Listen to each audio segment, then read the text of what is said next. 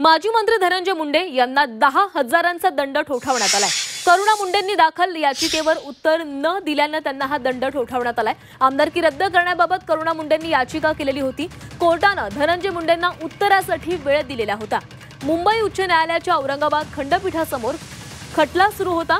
करुणा मुंडे यांना आमदारकीची निवडणूक लढवायची होती, मात्र अनुमोदक याला धनंजय मुंडे यांनी पैसे देऊन फितवण्याचा प्रयत्न केला असा आरोप त्यांच्यावर करण्यात आला होता। त्यामुळेच माझा निवडणुकीचा अर्ज रद्द झाल्याचं त्यांनी याचिकेमध्ये नमूद केलेलं होतं। आणि या व्यतिरिक्त धनंजय मुंडेंची मी पहिली बायको असल्याची माहिती त्यांनी लपवली असल्याचाही आरोप केलेला होता। आणि या संपूर्ण याचिकेवर धनंजय मुंडे यांना उत्तर देण्यासाठी कोर्टाने वेळ दिलेला होता, मात्र त्यांनी वेळेमध्ये उत्तर न दिल्यानं त्यांना 10,000चा दंड ठोठावण्यात आला आहे।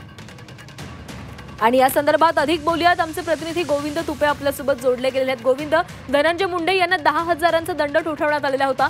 करुणा मुंडे यांनी जी याचिका केलेली होती त्या याचिकेवर वेळेमध्ये उत्तर न दिल्यानं ही कारवाई झाल्याचं कळतंय।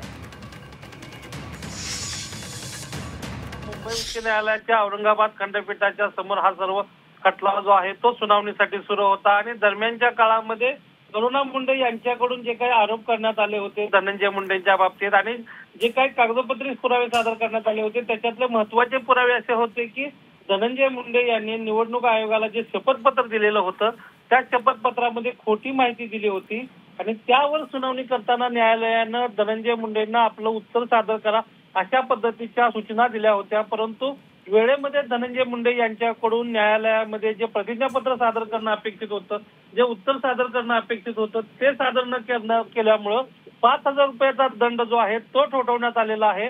आणि यापूर्वीच्या मुंबईमध्ये एका खटल्यामध्येही धनंजय मुंडेंना 5,000चा दंड ठोठावण्यात आला होता। असा एकूण धनंजय मुंडेंना आतापर्यंत 10,000चा दंड ठोठावण्यात आलेला आहे।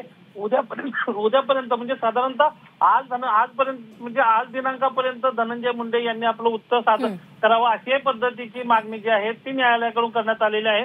त्यामुळे धनंजय मुंडे आणि त्यांचे वकील आज या ठिकाणी मुंबई उच्च न्यायालयाच्या औरंगाबाद खंडपीठामध्ये आपलं उत्तर सादर करतात का हे पाहावं लागणार आहे। नक्कीच गोविंद, धन्यवाद तुम्ही दिलेल्या माहितीसाठी।